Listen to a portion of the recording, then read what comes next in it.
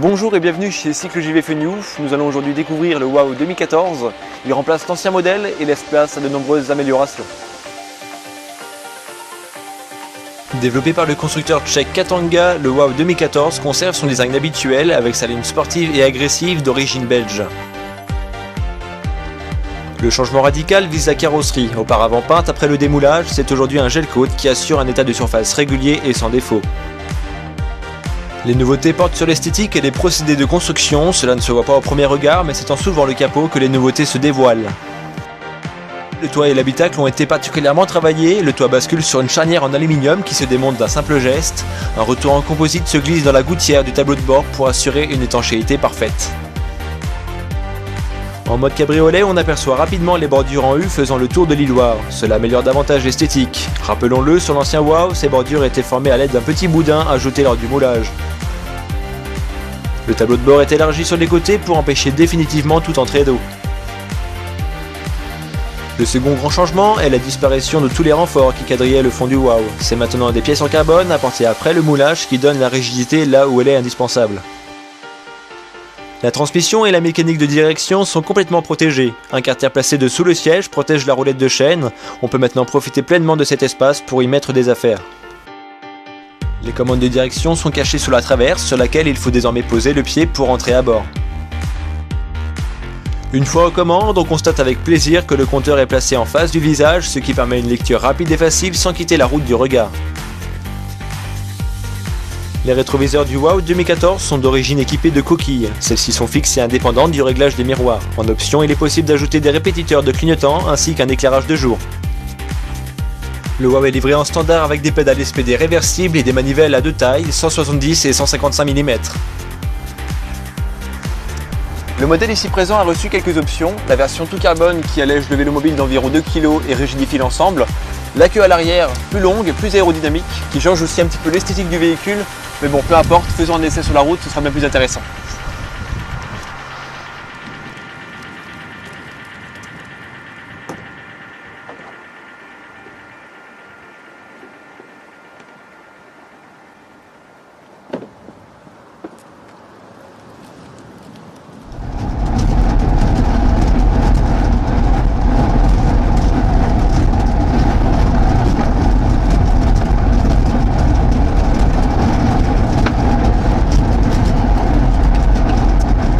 Je suis à peu près à 47 km/h et l'avantage c'est qu'on peut voir la route facilement et regarder un œil au compteur.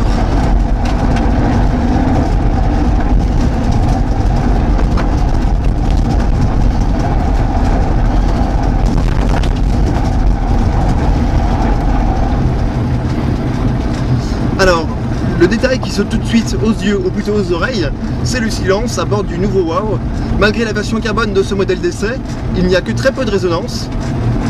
Et c'est un confort qui est tout de suite perceptible, malgré le toit qui est complètement fermé.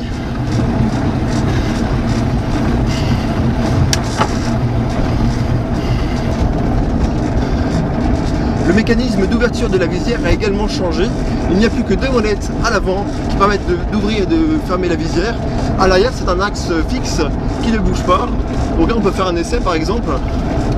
Je dévisse d'un côté, je dévisse de l'autre. Je tire sur les languettes. Hop, hop, hop. Et voilà, ça y est, là, je suis entièrement fermé.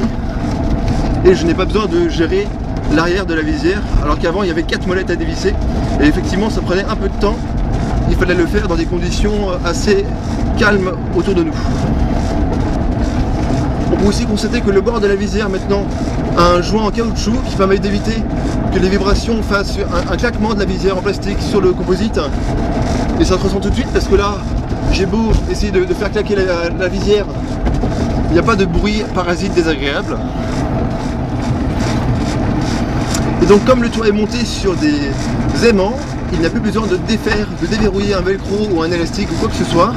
Il suffit d'ouvrir le toit directement.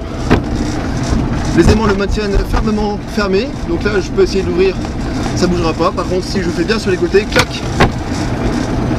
c'est très simple d'ouverture. Donc là, on est sur une tension qui est très plate. On va essayer de faire une pointe de vitesse. Donc je fais un peu accélérer la machine.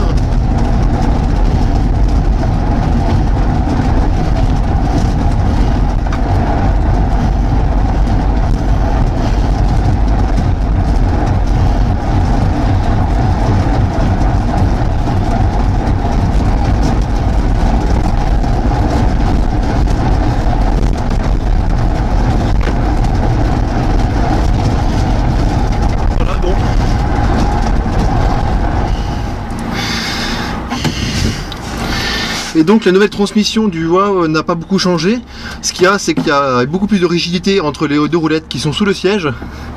Ce qui fait qu'on a un rendement qui est beaucoup plus intéressant a priori, parce que là on est monté facilement à 60 km/h sur une portion qui était légèrement montante. Et le vent était plutôt de face, donc on peut supposer que le nouveau WOW va une meilleure transmission, un meilleur rendement au pédalage.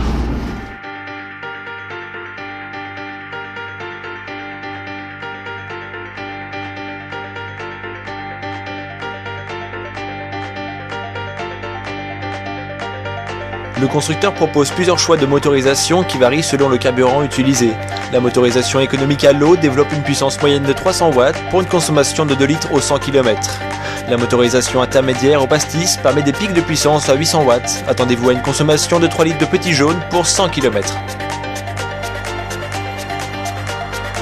La motorisation sport dépasse de loin les deux autres, elle peut atteindre jusqu'à 3000 watts en continu, cela s'explique par le type de carburant utilisé, les indémodables rillettes du Mans. La consommation par contre elle explose à 6 rillettes pour 100 km. Pour le WOW essayé dans le reportage, la motorisation expérimentale fonctionne à base de pâte à tartiner aux noisettes. Pour conclure, le WOW 2014 est toujours aussi rapide et nerveux, le constructeur a corrigé tous ses précédents défauts, l'esthétique est irréprochable, l'intérieur est ergonomique et le confort des oreilles est grandement amélioré. C'est fini pour moi, il ne vous reste plus qu'à venir l'essayer, je vous invite donc chez CycleJV Fenioux, cyclejv.com et je vous dis à bientôt pour une nouvelle vidéo.